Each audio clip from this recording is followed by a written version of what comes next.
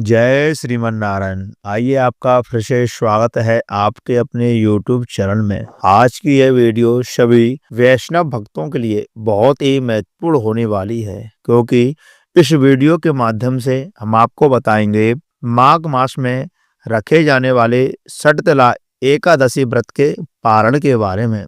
इस बार माघ महीने के कृष्ण पक्ष की सटतला एकादशी का पारण कब किया जाएगा, पारण का क्या समय रहेगा, पारण की क्या विधि है और इस दिन द्वादशी तिथि कब से लेकर कब तक रहेगी, पारण का निश्चित समय क्या रखा गया है, तो ये सब जानकारी इस वीडियो के माध्यम से हम आपको बताएंगे।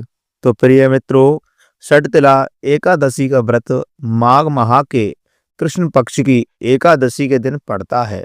पावन एकादशी व्रत को समाप्त करने के समय को पारण कहा जाता है। पावन एकादशी व्रत को समाप्त करने के समय को पारण कहा जाता है, जो कि द्वादशी तिथि समाप्त होने से पहले करना अति आवश्यक होता है। ऐसे में अगर आप भी सटतिला एकादशी के पारण का समय जानना चाहते हैं तो कृपा करके यह वीडियो आप सभी के लिए बहुत ही महत्वपूर्ण है। तो यहाँ पर हम आपको समय, मुहूर्त और पारण विधि के बारे में विस्तार से बताएंगे। सनातन धर्म की मान्यताओं के अनुसार भगवान विष्णु को समर्पित एकादशी का व्रत अत्यंत ही पावन एवं फलदायी माना जाता है। माघ महीने की एकादशी को सटतिला इस नाते से भी कहा जाता है क्योंकि इसमें भगवान नारायण की पूजा के लिए 6 प्रकार से तिल का प्रयोग किया जाता है, जिसमें तिल स्नान, तिल की उबटन, तिलोदक, तिल का हवन, तिल का भोजन और तिल का दान शामिल है। ऐसे में सटतिला एकादशी व्रत के पारण का मुहूर्त और विधि का पता होना बेहद जरूरी होता है। एकादशी व्रत के पारण का बहुत महत्व होता है, खासकर इसका पारण हरिवासर के दौरान भी नहीं करना चाहिए। हरिवासर द्वादशी तिथि की पहली 1/4 अवधि होती है। इस दिन भगवान विष्णु के साथ साथ मां लक्ष्मी की पूजा अर्चना करना शुभ माना जाता है। सटतिला एकादशी के दिन पवित्र नदियों में स्नान करने के साथ साथ दान करने की परंपरा है। इस सटतिला एकादशी के दिन प्रयागराज के महाकुंभ में जाकर के पवित्र संगम में भी स्नान आप कर सकते हैं। वैदिक पंचांग के अनुसार माघ माह के कृष्ण पक्ष की एकादशी तिथि प्रारंभ हुई थी 24 जनवरी को शाम 7:25 पर और इस तिथि का समापन हो गया था रात को 8:31 पर। ऐसे में उदय तिथि के अनुसार सटतिला एकादशी का व्रत 25 जनवरी 2025 को रखा गया है। जो लोग सटतिला एकादशी के उपवास को पूरा दिन रखने के बाद अगले दिन पारण करते हैं, सटतिला एकादशी व्रत का पारण 26 जनवरी वर्ष 2025 को किया जाएगा। व्रत पारण का शुभ समय रहेगा सुबह 7:12 से लेकर के 9:21 तक। आप इस समय के अंतराल सटतिला एकादशी व्रत का पारण कर सकते हैं। पारण तिथि के दिन द्वादशी तिथि समाप्त होने का समय रात 8:54 है।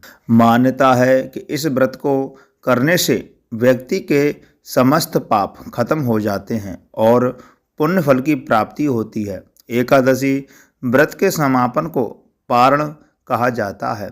एकादशी व्रत अगले दिन सूर्योदय के बाद खोला जाता है। ज्योतिष शास्त्र के अनुसार एकादशी व्रत पारण द्वादशी तिथि समाप्त होने से पहले करना जरूरी होता है। द्वादशी तिथि के भीतर पारण न करना पाप करने के समान होता है। तो प्रिय भक्तजनों, आप द्वादशी तिथि समाप्त होने से पहले अपने व्रत का पारण अवश्य कर लें। प्रिय भक्तजनों, अब बात करते हैं षटतिला एकादशी के दिन पूजन विधि की। षटतिला एकादशी के दिन सुबह जल्दी उठ कर के स्नान करें और साफ वस्त्र धारण करें। पूजा स्थल को साफ सुथरा करके फूलों और दीपक से सजाएं। एक चौकी पर भगवान विष्णु की प्रतिमा या चित्र स्थापित करें। भगवान विष्णु को गंगा जल से स्नान कराएं और उन्हें फूल, चंदन, रोली, सिंदूर आदि अर्पित करें। भगवान विष्णु के विभिन्न मंत्रों का जाप करें और उनकी स्तुति करें। भगवान विष्णु को प्रिय भोग अवश्य लगाएं। आप उन्हें फल, मिठाई या अन्य भोग भी लगा सकते हैं। अंत में भगवान विष्णु की आरती करें और लोगों को प्रसाद वितरित अवश्य करें। तिल का दान करना इस दिन का सबसे महत्वपूर्ण कार्य है। आप तिल को काले कपड़े में बांध करके दान कर सकते हैं। इस दिन व्रत रखें और सात्विक भोजन करें।